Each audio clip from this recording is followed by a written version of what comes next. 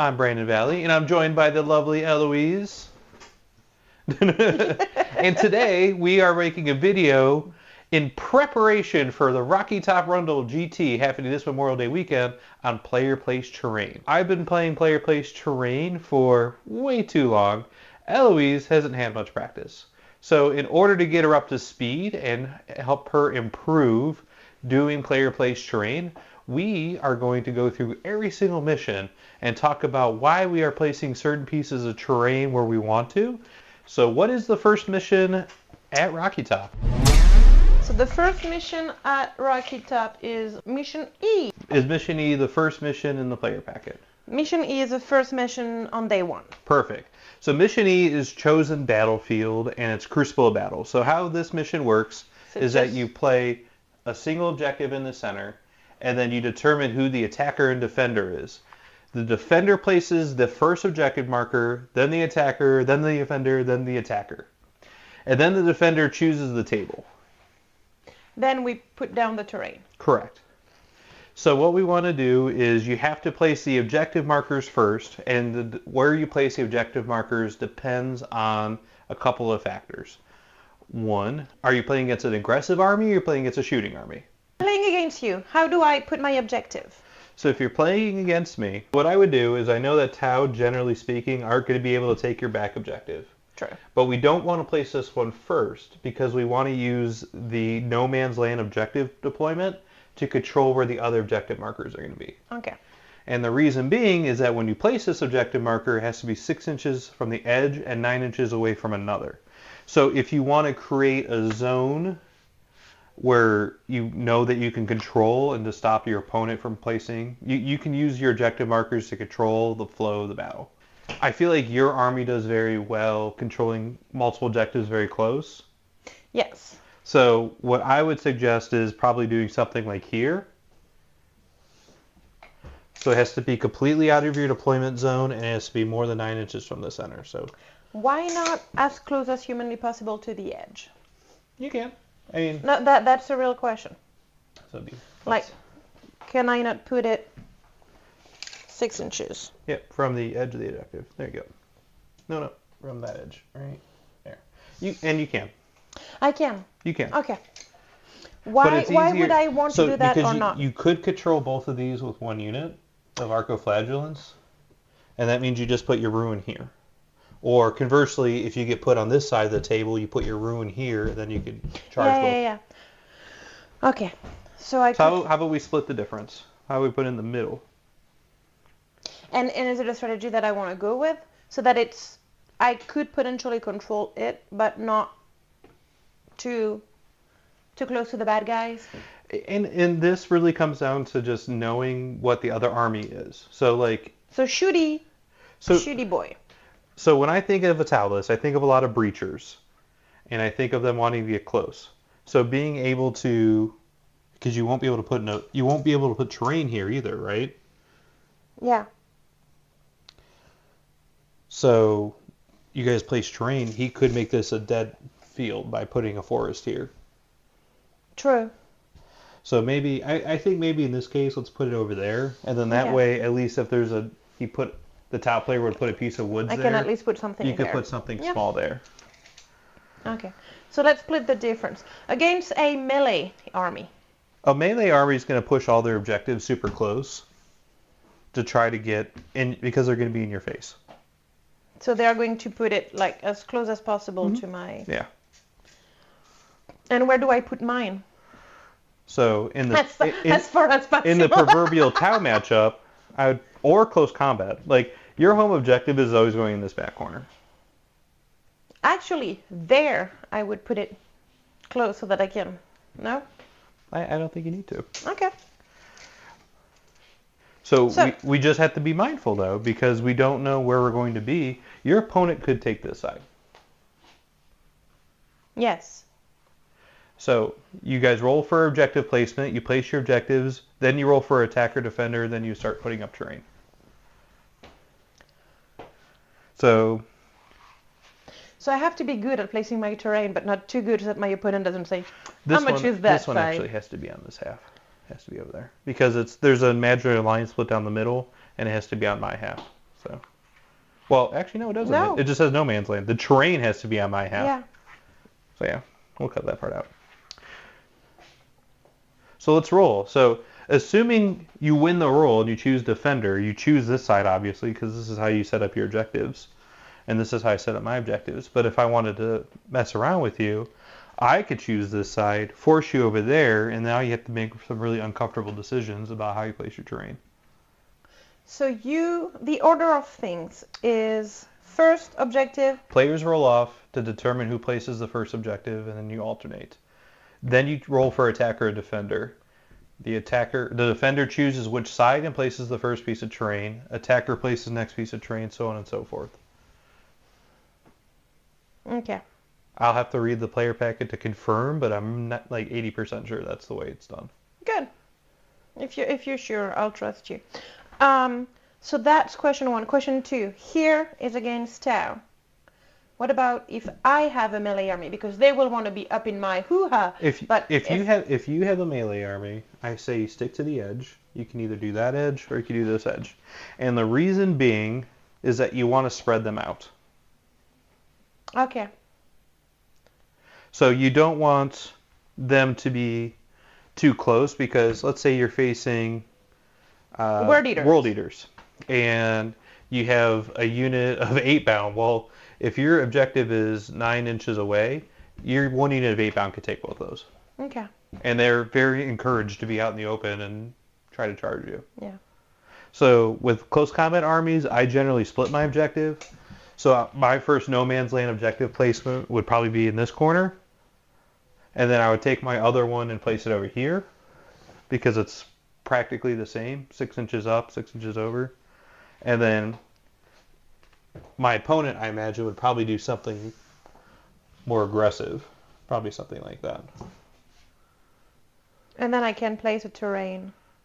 So knowing that they want to go with the more aggressive style, you put your forest here, you put your small little tiny wall here, you take your ruins, you turn them. Let's do that. So let's roll a die. Well, because we can't assume that you always get to place the first piece of terrain. So let's roll a die. I always assume that I get to place the second one. So it's a 6. All right, so you get to place the first piece of terrain. So what side are you choosing? As the sisters player, I'm choosing this side, of course. So knowing that you're playing against a close combat army. Yes. And that there is an imaginary 4-inch circle where you can't place a piece of terrain, and you have to keep your terrain on your half. I think you place the forest here. And outside of there. I don't believe that rule exists anymore. You may put terrain on objective markers. That's cool. I'll have to double check. I'll take it. Cool. So let's here, we can scoot it back. So the point of this is that you can't place in a piece of terrain on here because there's a 4-inch radius from the center, no-go zone, and that this forest is protecting this piece. So he cannot drop easily a piece of terrain to control it. It does have to be, so something like that. Okay. That would be the way you'd have to do it, just because it needs to be fully on your half. Yeah. And what this also does is it pushes back any other terrain placement so they can't be super aggressive putting a wall in the line. So then, Mr. Word Eater, place your... How does it feel to be a Word Eater player? Great. That's really much in my face. That's a big... So with World Eaters, they have the ability to scout infantry up, and they're going to be coming closer to you. Actually, I don't know if I want this piece there. I think I want this piece there. Yeah, so the halfway point. Yeah, right about there. So 4 inches away from the edge. That's not very nice, Mr. Word Eater. Yeah. So I'll still be able to clip it right here, and then I have a pocket where I can stage stuff to charge. Yeah. So now you would place the next piece of terrain, and as you have a shooting army, I'd recommend this, and you try to maintain an open corridor.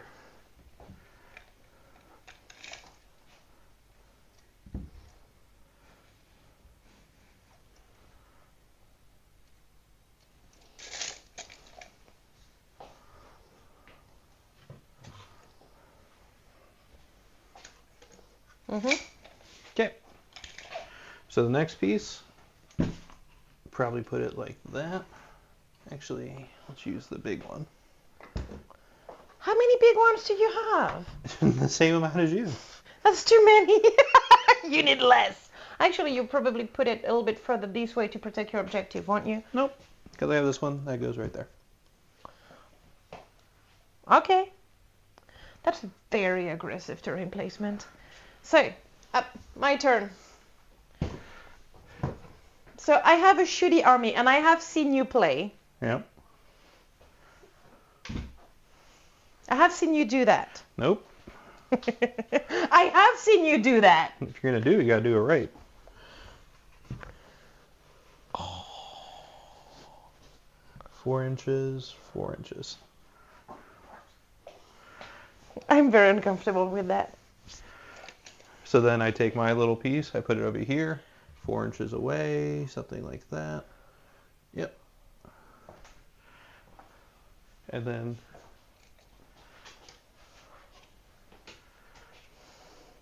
where do I hide? you don't. That's the cool part. The army has no guns. Like if I was playing against orcs, this is the way you're setting it up. No, you put it back there. Yep. I am so uncomfortable. Okay.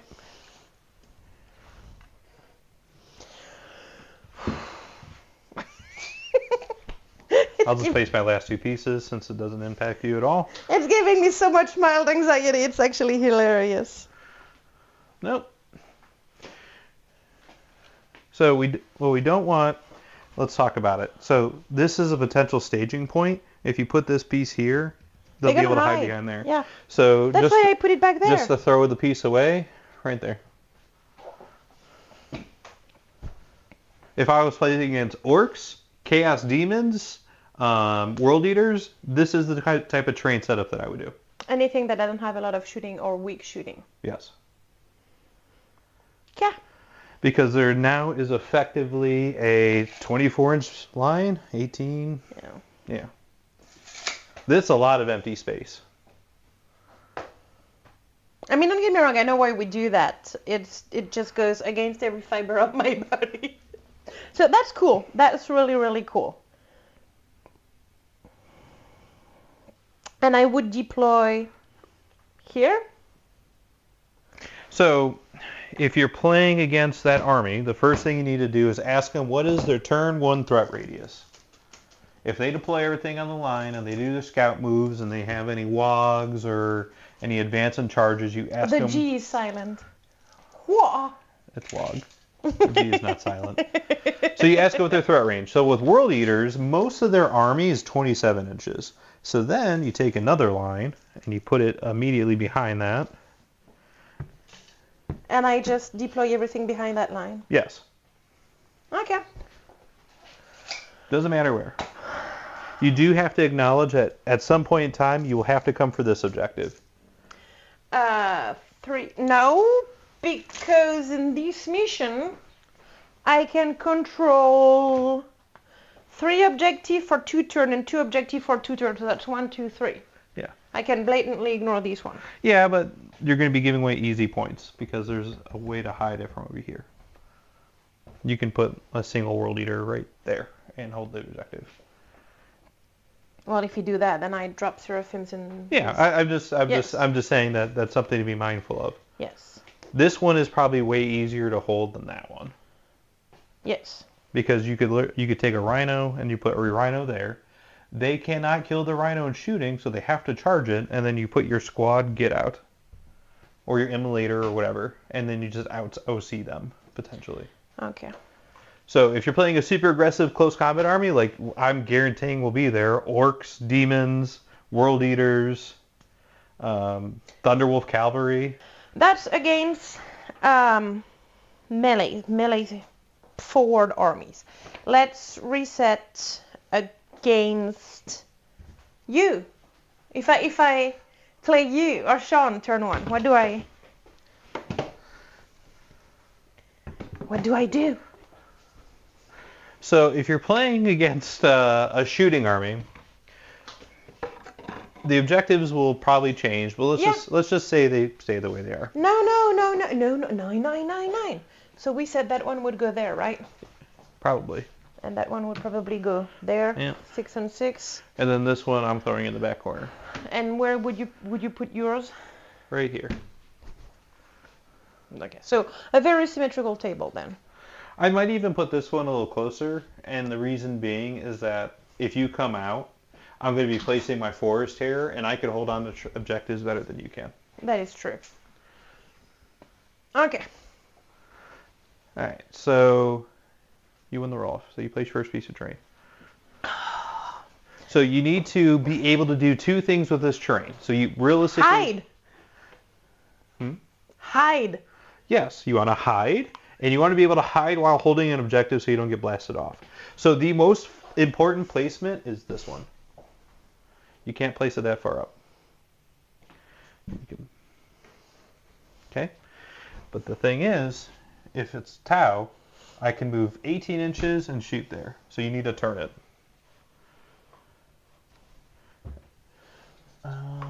Probably like that. So knowing that, I'm going to apply the same methodology, and I am placing my piece of terrain right there. Could I have done anything against that? No. Should I have put it here instead? Then I do the same thing over there. Yeah, that's what I This thought. objective is easier for you to get than these two. So you just need to try to wither and throw some crusaders out. You could probably take your small ruin and put it like here. You should be outside, yeah. Yeah. As a Yeah. jumping point. But what you want to do is you want to overlap. There you go. You want to overlap so they're like 4 inches away, but still give you a pocket to hide. So we might have to adjust this a little bit. Is it 4 inches from the base or 4 inches from the wall? From the base. You're 4 inches. There you go. So. So that I don't have a shooting gallery to my... Yeah, I actually don't like that. Take that, put that on your home objective. No, because I need to put a big boy in the middle. Okay. So try to overlap it with this one. That's the... So, like that. Or actually probably something like that. Meaning for the top player to get in and start shooting at stuff in there, they have to be here. Okay? So to make it sloppy, I'm putting this there. And I'm going to disrespect your castigator shooting all day. So what I'll probably do is... Hey, go ahead and place your next piece. Respect my authority. Respect your authority. I know that it's Wednesday, but you do not have to respect... Disrespect your surroundings. So that one's going to be a staging point for trying to get this objective, I think. So your home objective is pretty good. Okay. I mean, you can double down and make sure your home objective is protected and there's nothing shooting at you. I'm going to put my little put there. Yeah. And I'm just going to put Janice and her friends. Janice should be able to hide behind that. So with Tau, and this is an important thing to remember too, they have fat butts. They do. On their devilfish. And lamb raiders for that matter. I know that feeling, bro. I know that feeling. So I'm 99% sure the width of the sky rays or devilfish is more than 4 inches. Yeah. It's 5 inches. So you can place your terrain in a way where I physically might not be able to fit my model through. Check the 4 inches. No, I will not. No, you will not? The tape measure is there. Thank you. So what I have to be mindful of is that when I'm placing my terrain as the top player, I need to make sure that I have 5-inch gaps so I can physically fit my stuff through. Yes, you do. So why did you say you are going to disrespect my poor castigators who did nothing to you? I don't really care about them, to be honest. I don't have the toughness to hurt you? Well, I'm always getting... Strength.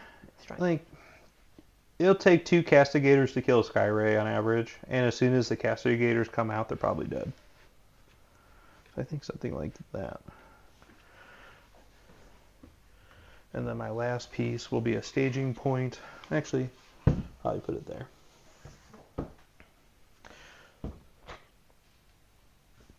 So, oh, you're using that. Okay. I don't believe those actually, they're supposed to be shorter than 2 inches, so I don't believe they actually block movement. No, they do. No, Because they're barricades. Ah. So I like your original plan of using it as a, just because mine are physically taller than 2 inches, they're supposed to be 2 inches. Did not say a word, sir. Maybe here, so that you can. Yeah, and then you can use that one for just benefiting from cover or something. There you go. We're gonna get cover in the corner. It is important to get cover in the corner. There's a lot more places for you to hide. I feel like you could stage most of your army. I can deploy here. Yep. You cannot fit a big butt here. No, but I do have scout moves and stuff like that. But knowing that's as far as I can go. Yeah. So, 20. Yeah, you could, but well, 6-inch scout, 10-inch move. That's only 16 inches. I'm not actually able to get over there. So I could go here. Here. I could deploy safely here. Safely here. Yes. So that's what you meant, yeah, yesterday, the day before, when you said my terrain was not good. Yeah. So the way you place your terrain, did not have the overlap. You did not have the overlap, and if I had a fast-moving shooting army, I would have just been able to come in and shoot you. Yeah. But you may see it because it's the most popular detachment for Tau is Monka, and it allows you to scout move 2 units. So you may get a Devilfish, scouts 6, moves 10. 18, and then gets out. So you need to use your ruins because they can't go through ruins.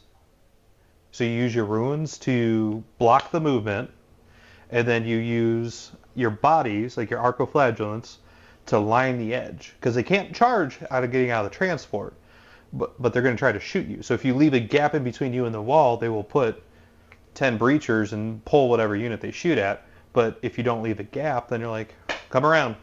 And as soon as you disembark, I'm charging you. Mm-hmm. What's the base size of the breachers? 25 millimeter. So they will fit between me and the wall. If you leave an inch gap. Well, no, because they have to be more than an inch away to not be in engagement range. Okay. So it may be worthwhile just to make sure that you can fit. Just scoot that back a little bit. And the reason being is that you can play something there first turn. Cool. Yeah, to stop the breacher rush from Monkai, you need to line the runes. Yeah. And use the runes to your advantage. So that is mission E. So yeah. Anything else for mission E? So we have talked about melee, we have talked about shooty. A mixed army, I will do something A mixed army, you'll similar. probably do something like this. Because you're casting, the only big shooting threat in your army is the castigators. And Morvan and her. But Morval has an 18-inch range, so terrain doesn't matter as much. So, and you're always going to be putting her in strategic reserve. So. Shh. Don't tell the internet my strategy. Alrighty, so what's the next mission? Mission number 2 is mission H. Mission H is Hammer and Anvil. It is the create your own objective. Create your own objectives. In shooting. Okay. So the first tip I'm going to give for this is you want to make sure that you have some poker chips ready to go, because you create these through the course of the game as an action, and placing this objective marker after the terrain is already placed is going to be a pain in the butt. You place one objective in the center, and then you place the other 2 objectives 10 inches up from the edge. And boop. And boop. Right there, conveniently in these boxes. Well, just out of the box.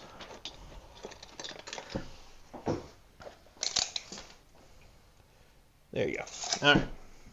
So, as always, the first thing that we do is we establish our deployment zones, and that is an 18-inch barrier. There you go. So what I have on my note for Mission H is place the terrain 19 inches up minimum. So, once again, it comes down to what you're playing against. So let's do the same order. Melee. Right, so if we're playing against that melee army, and you win the roll-off, or you lose the roll-off, it's inconsequential, because it just determines what side you put your piece of terrain on. You're placing Let's assume I'm here. Hi, I'm Eloise, and I'm playing here. So if you go first, and you're playing against a melee army, you need to stop them from establishing points to stage from.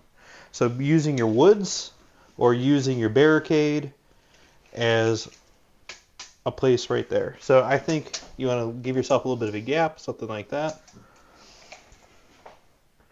Actually, based on the size of everything, there's nothing they can put here, so that they cannot put it here, and they cannot put anything here.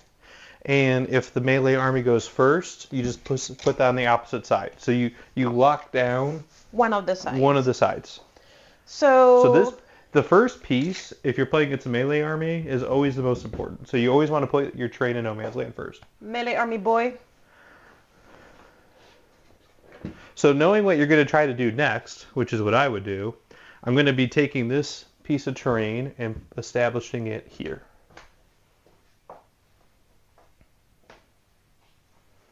Because I am going to grab my little piece of terrain. Don't tell me if I'm wrong. My little piece of terrain. Yeah. And put it here. And probably like that, I think. Like that. So that they can hide here? Well, I mean, they're going to be hiding either way, so there's only so much, because they come from there, or, you know. So, yes, that's what you want to do. So then I'm going to place my next big piece of terrain here, making sure that I am 4 inches away, which I am. And that gives me a stage point from the center to attack. So then I can kill you off of the objective, but how do I jump onto the objective? In this particular mission, you're going to ignore that objective. You are not here. So, because you could place up to 5 objectives over the course of the game, so you need to have a unit that is 9 inches from the center. So turn 1, you place your first objective here, and then you just work your way over, placing them like this. Actually, this one's probably more like that.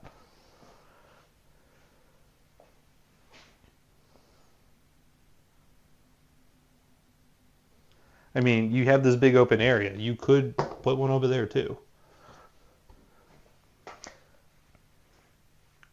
And then I just line my stuff here so that I can control those objectives while being in my house? Yep. Or do I put all of my walls behind? No, you still put all your walls behind. There's zero advantage. So there's 2 theories about it. They're using weird rules for charging through walls.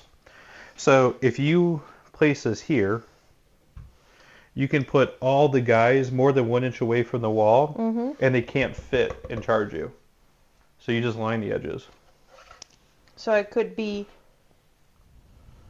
Remember, it's 3 inches when you establish it, so you'll be there.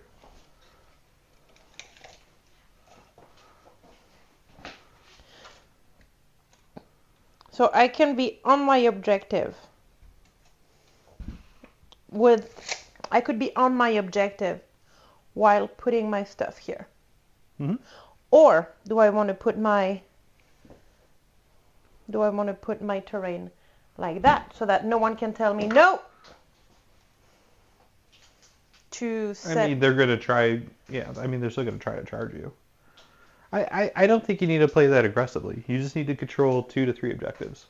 I need to control 2 times 3 and 2 times 2. Yep. So, turn 1, you're probably going to get 5 points, and that's controlling, or turn 2, I mean. You'll get 5 points for controlling this objective. Because this one doesn't count for scoring, I believe. What? I believe it's only objectives in no man's land.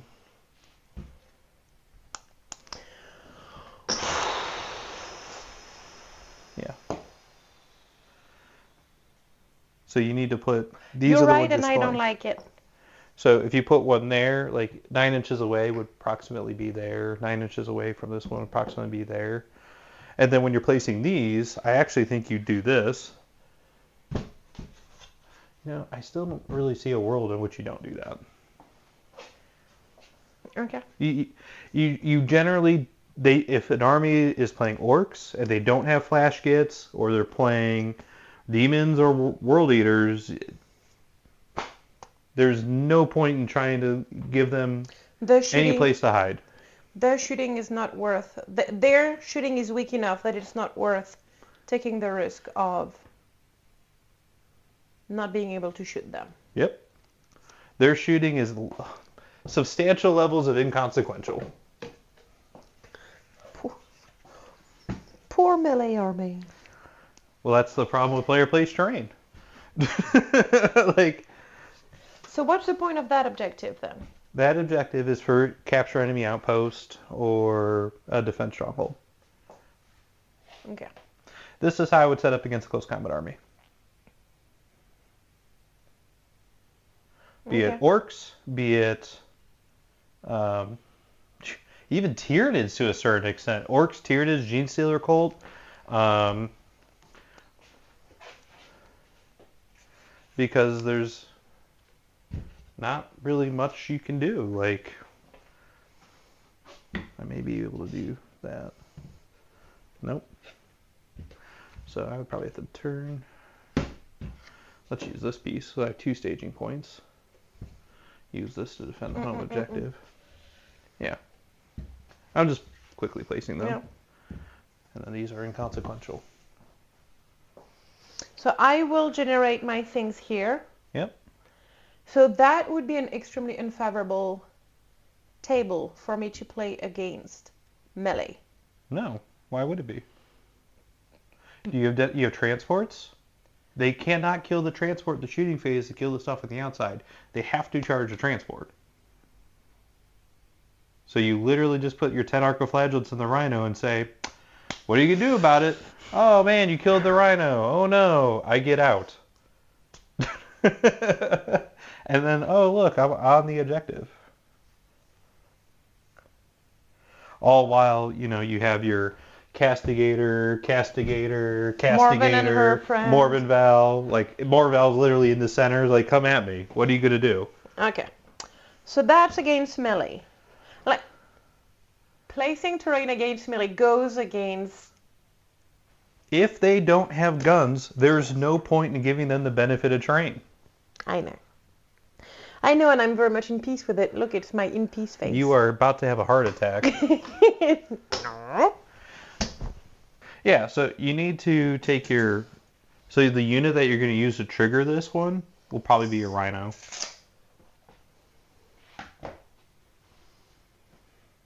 I would take... Yeah, just a rhino full of arcoflagellants. And then you place the rhino... Where's your rhino? Let me get one.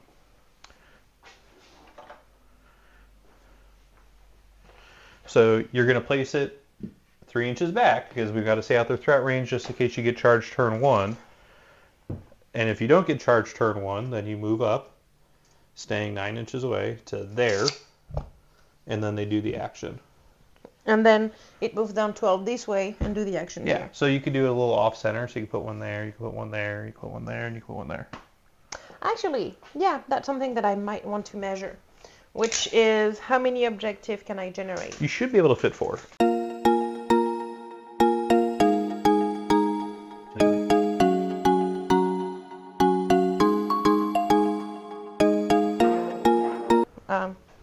Hi.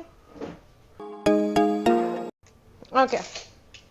So that's optimal. So that would probably be 1, 2, 3, So this 4. one, that's more than 9, right? Yeah. So that one can come closer, which will allow this one to go like that. You're making a smiley face. Let me add that to my notes. I'll put it. So 1, 2, 3, 4, 9, 6, 9, 9, 6. Cool. Actually, we can leave those out. Cool. Okay. So that's generally how it goes. So this is the kind of terrain placement that I would do against a super aggressive close combat army. Cool. And your arco-flagellants will pick up stuff left and right too. How about shooty? All right. So as we discussed, The most unfavorable thing for me is playing against a shooty army, and you go first. yeah. So as we discussed, the bold strategy that I would pick is using this forest to deny terrain placement. And then this is where we discuss where we put the pieces of terrain 19 inches up.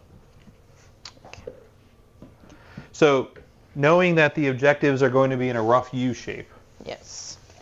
like that, that's what you want to protect. So having a piece, something like... So I can put a piece here to protect. The first, we got to think about order of which the objectives are being placed.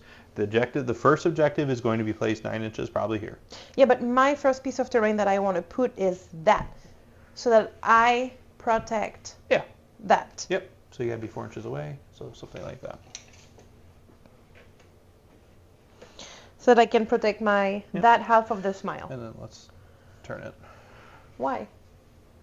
Because you need to make sure you have an objective protected here with your small room. How rational of you. Okay, so knowing that you're placing that piece there, and just because I'm a shooting army and I'm mean, I'm placing this piece here, just to prevent you from Having a jump squeezing point. a ruin in. Yeah. So something like that. I don't really care. It doesn't matter. So the next one that I would place is a small ruin. Because you want to make sure that you leave a 4-inch gap between these two, and you can still control the objective that you're placing.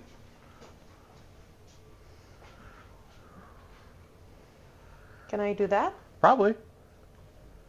I mean, I physically can on the tape measure. I guess my question is, should I do that?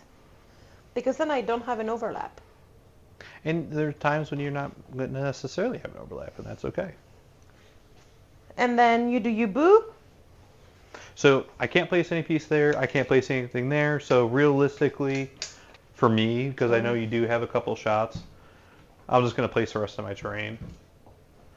Keeping something like that.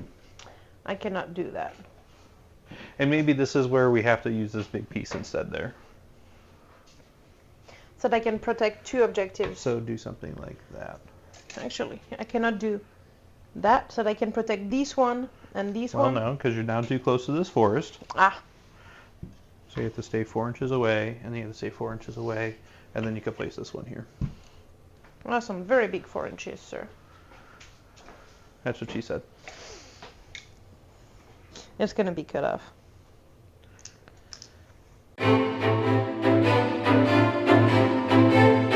And then you go there, because why not? Literally inconsequential. Yeah. Like, these pieces are more for just blocking spaces, but you do get cover from them. So if you were to place an objective here, you could get cover. Okay. So that would be against shooting army. Yes. And that's right on my mental. So Gotta make sure I have enough space for my own butt. There you go. the first one would be, the first objective would be here. And I'm not saying that's the order that I would put them out of. I'm saying that this is This where. needs to come back further. Why? Why?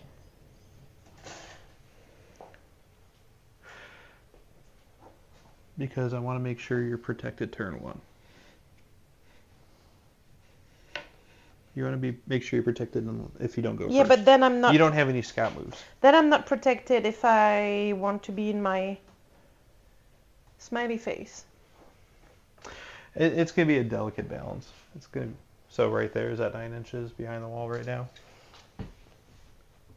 Yeah. Well, yes. Yeah. So yeah, I think something like that would be pretty good. Okay.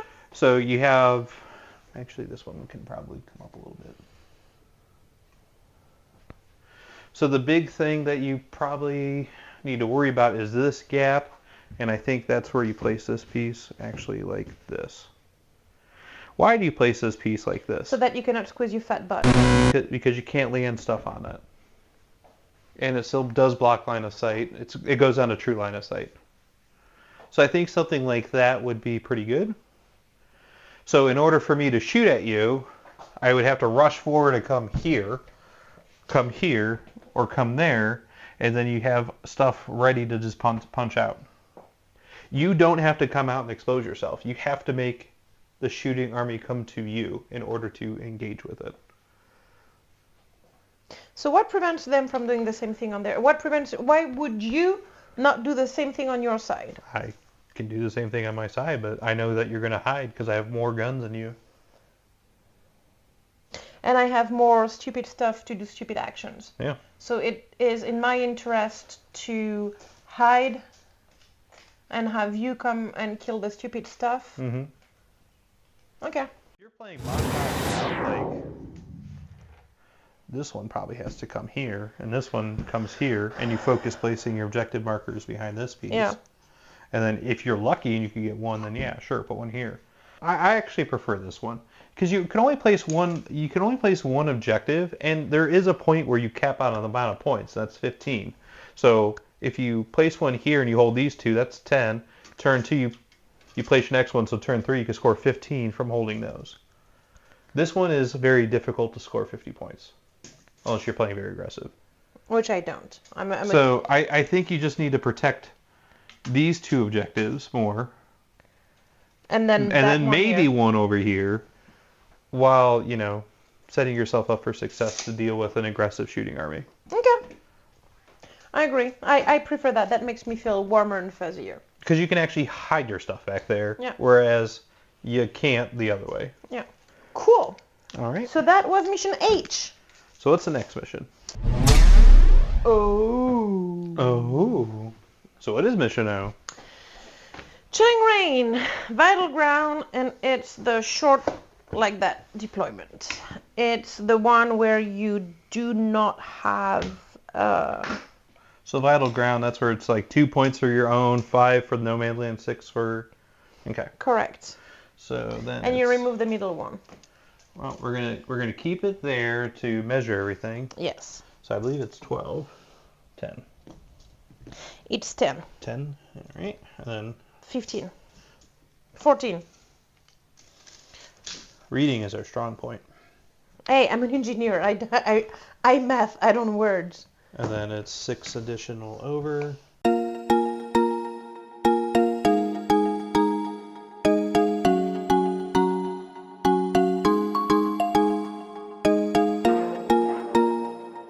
When I am lazy, when I have those weird deployment, I always put the dice to the center and then move the dice to... Lazy. So with this mission, because if you're playing tactical, I'm assuming you're always going to have the potential for area denial, deploy teleport homers. Just take a little token and make sure you mark the center. Just so you know what you're working with. Now, I don't want to keep talking about aggressive close combat armies because realistically, it doesn't change. You just place your trade in a way in which they don't benefit. Yeah, so you basically put everything towards... Yeah, so, you put all of your L reverse and you take your forest here, like that. Take your forest there. Then they're going to place a rune there. Then you take your, your barricade, put it over there. It doesn't change. You just use your terrain to deny their terrain placement. So how do you know what half is your half? Because when I look at that, it looks like this is my half and this is your half. So how do I know that it's a line in the middle? I would have to read the player packet. Okay. So in my mind, it should be the line down the middle, but FLG does it where you draw a diagonal line, and then the premise is still the same. You're using your terrain to block where they can place their staging points, and then you just take your big pieces and line them on the back edge. Okay, so we're done talking about... Yeah, no more melee. No more melee. So against that shooting army, So the only reason why you're coming, this center, this red box, that's your death zone. You're never putting anything in the center that's more worth anything. Unless I have area denial. Yeah. In which case I throw Two Crusaders. They're like that. They die. We're done. This is I'm ignoring this space. Like, you're only focusing on these two objectives. Now, this is hard because it's difficult for you to place a piece of terrain to protect yourself and to help defend these objectives. So you need to figure out, what I like to do is I determine my priority objective and my secondary objective. So this is your home objective. You're always going to be holding that. But what's the next easiest objective for you to hold? For you, it's that one. So the first piece of terrain that I would deploy would be to try to protect that one while blocking out most of your army.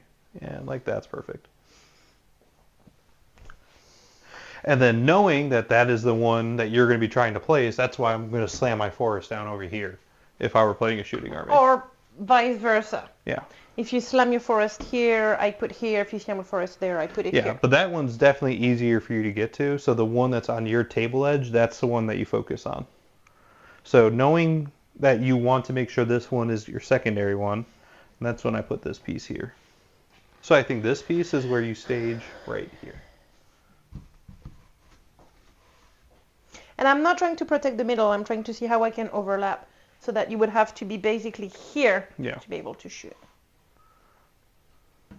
And you can always turn it a little bit too. Maybe 4 inches. Meep. Yep. So knowing that goes there.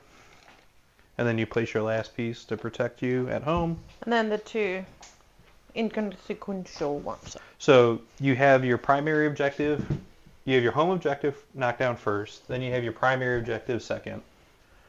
So holding these two objectives for the course of the entire game gives you 28 points. 7.7, 28 points. So then you need to try to get this one at some point in time. And that's when, this is where your stuff that's coming in from reserves is coming. So I am impressed about how you disrespect Morven and the Castigator, and you're like, I will pretend you're melee. I will ignore the fact that you have guns. Yeah, we'll protect this one. We'll make that one look nice. And then we'll do something like this. There you go. So I think something like that. I might even do something like... Please, respect Morven. Okay, we'll give her a nice little pocket to hide in. I love you. We'll give her a Morven pocket. Thank you. I'm sure she So then I could just put my Crute here and stop that. Okay. Yeah. Cool. So that is mission O. So my notes are no max per turn, try to terrain around no man's land, remove the center but mark it, and if I play against melee, I keep it open. So that's mission G. So mission G, we are going to just scheme over, because it's the same setup than H. Yeah. So we talked about armor and anvil already. So in mission H, and you can scroll to it before, we were trying to set up and protect the objectives that we're going to be creating. So this piece came back here, and these pieces were pushed up, and we had a lot of overlapping terrain. With this particular mission, what you want to do is, regardless if you go first or second in the terrain deployment, you want to make sure you protect one of your objectives. So you take your small rune, you put it there.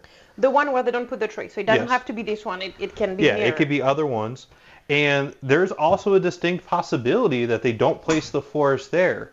So if that happens, you could take your small little thing, put it there. Because you could put some Crusaders behind it or something. And then you use your big ruins to protect your army. Right. Simple. That's mission G. And you put your character as an objective. Math. Like Celestine would fit in perfectly right here. Like you could hide Celestine right there, and she's a nice counterpunch. So if something comes close, you can flame and charge. Yeah. And math say that if you hold 3 objective and you have characters on 2 for 3 turn, then you just need to do 1 and 1, and then you max out.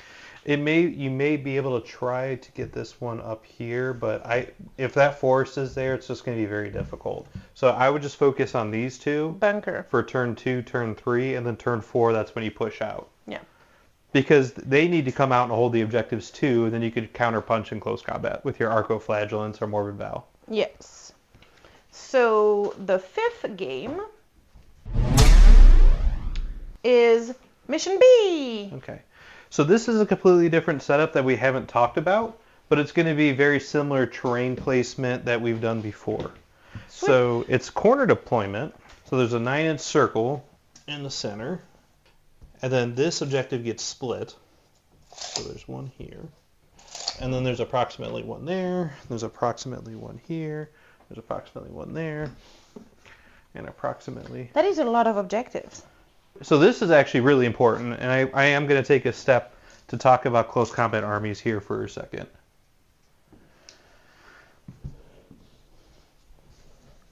So I'm putting these dice out to show the deployment zones because the small baby ones are a little harder to see. Okay. So if I take a rhino filled with Arco-Flagellants or filled with Corn Berserkers, and I put it right here, and I want to get into combat, it's only 13 inches to the other side. Yeah. Yes, it is. So this particular map is very favorable for aggressive armies because you can put stuff there and you can get in your face really quickly. So your threat, like if someone puts a unit there and their threat range is 27 inches, that's putting you all the way back here. Yeah. So that applies for close combat and that applies for shooting armies as well. So you need to be mindful of how close this gap is, and it's approximately 13 inches. So I think it's 13 and a half on a regular size table, but not all mats are made equal. So if you're playing against a Mon-Ka Tau build, if you're playing against, I would say Raven Guard or Raven Wing, but that doesn't exist anymore. Or you're playing against World Eaters, Orcs, like this is super quick. Like you just really need to be mindful of that and not get caught off guard. Can they war turn 1? Yes. Okay. So how do I terrain? So how do you terrain against that shooting army? No, melee. Against melee? Once again, you're not placing any objectives there, or placing any terrain in the center. And I'm just literally lining the back. Yep. Ready?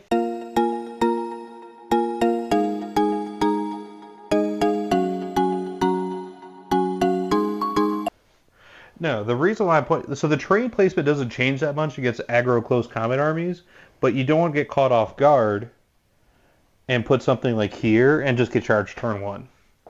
Like, this is a super easy charge to make if you're right on the line.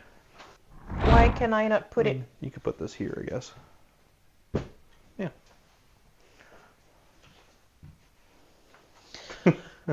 So really, melee army. You just keep it as open as possible. Okay. Even when they're that close. Even when they're that close. How are they going to hold on to the objectives?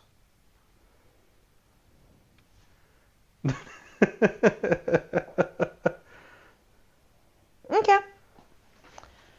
I know this is like shocking to you. Oh no, actually I got it wrong.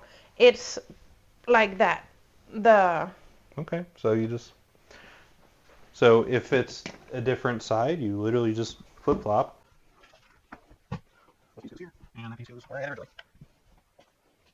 And I deploy here.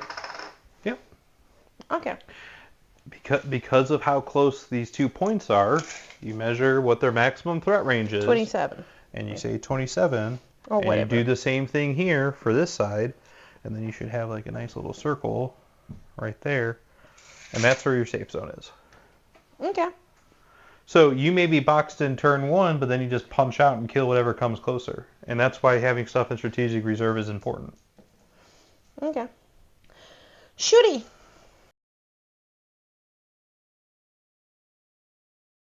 And this is a very hard matchup for you to do player place terrain with against a shooting army. So you need to try to block line of sight while you're able to hold objectives that are out in the open. Yeah. That's why. It's very difficult. So I think what you do is you take your big ruin and you place it approximately here, so where you could get like one or two guys here. If I won the roll off. If you won the roll. If I don't. So is it like this? Yes. So it doesn't matter. So you physically can't place anything there, so it doesn't matter. So you're placing this piece here, a little further back, I think, actually. So you place that piece there. Naturally, I'm going to take my big old forest and block off these two pieces, because this is the way of a shooting army.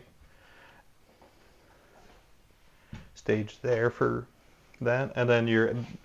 Actually, let me get a large L. Yep. Something like that. And I just completely ignore this objective? Yep.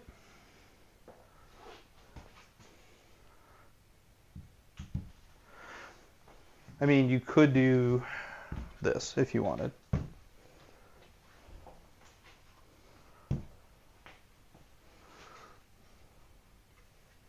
So that you need to come out here? Mm-hmm. Actually, maybe like that. Yeah, like that's fine. So that you need to come out here, or out here, or out here. Yeah. And that's dead. That does not exist to us. Because you're gonna die. Like you could maybe get it in the later turns of the game, but you already have a forest out. Oh. That's your forest. You could stage your entire army here. So your two castigators, a unit of seraphim, a unit of crusaders. You could put a unit of crusaders right there. The rhino with arcoflagellants, they're going to go right there. And another unit of arcoflagellants will go over here. Mm-hmm. And then you just using your tank butts to hold the objective. So you have this objective on lockdown. You have this objective. You can get locked down real quick, and if they try to take it from you, you just counter punch them. And then you're setting up counter punches for when they jump on those objectives. This is just an uphill matchup for you, just because of the way the terrain rules work with how many objectives. But you only need to hold 2 objectives. 10, yeah. I controlled 2 during the game and 3 in the last turn, and Yep. that's how I max out. Yep. So you hold this one, that's your 5, and then you pick out your second one. We're hoping it's this one. And maybe we just place this piece a little more aggressively to get more bodies here. And this will be your second one. And then your tertiary one, just in case, because you can just walk Crusaders on. Actually, I can't. I would be within 4 inches of the center. Okay. Cool. So that's mission B. That's mission B. So let's talk about mission L. Mission L, which is on Dawn of War, which is deploying on the long side using Scorched Earth, where in your shooting phase you make an action, you burn the objective, you remove it. Not in the first turn, not in the 5th turn. Yep. You need to control 2 because your max per turn is 10. And this is another tricky one where it comes to placing your terrain, because there's only one objective that's really easy to get to. So you want to lock that down. You want to make sure you have enough room covering your army. So you pick which objective you think is going to be your favorite one. So which objective do you think is going to be your favorite one? And if you choose the middle, I'm going to say no. That one. No. Thank All right. you. We're going to pick the next closest one to you, which is this one. Which is whichever they don't put a tree on. Yep. So we're going to make the bold assumption that if you're playing against a shooting army, that tree is going to go right there. Yeah. So you want to use your small rune over there. I mean, you can use a bigger rune. It's up to you, but actually, let's see what a big rune looks like. Yeah, let's use a bigger rune. Why? Because your army isn't that big. So I think you place your next piece here, and then you could place this piece. You could probably do something like that.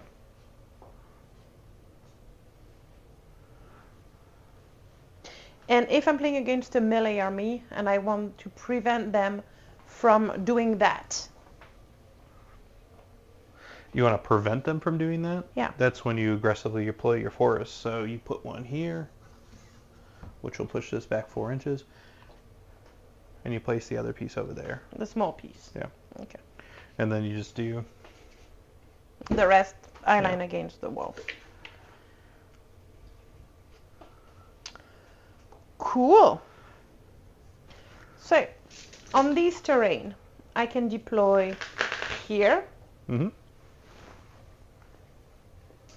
Because if I go any further than that, you will have line of sight. Yeah, so this one needs to come back a little bit. That's what I thought. Yeah. Okay. And this one's fine. This one's, we're going to deep strike Seraphim over to here.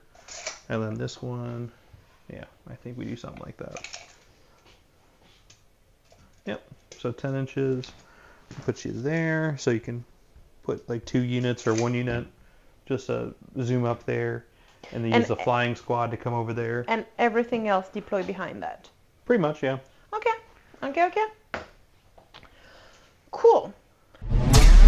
Well, that's the long and short of player place terrain. So do you have any questions about terrain placement? And I know a lot of there's a lot of nuance to this. Like, I know we're using like the absolutes of shooting versus close combat. And there's a lot of mixed armies. And there's a lot of mixed Mine armies. is a mixed army. I have a little bit of shooting and a little bit of melee.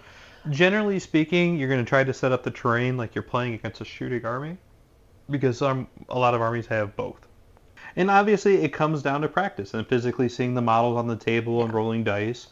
But there's some general strategies. Like, if you're playing against army of guns, don't get shot at. Pick 2 objectives that you know you can defend, and then you work with those 2 objectives to get as many minimum points as possible before proceeding to getting other points. Against close combat armies, you don't let them use terrain. You just try to actively deny them where they want to use terrain. And knowing those 2 tenets and knowing where the objectives are, like, the most difficult ones to place for here are the one where you're generating objectives, which you just need to pre-measure where you think your objectives are going to go, and then put the terrain in anticipation of where those objectives are going to go.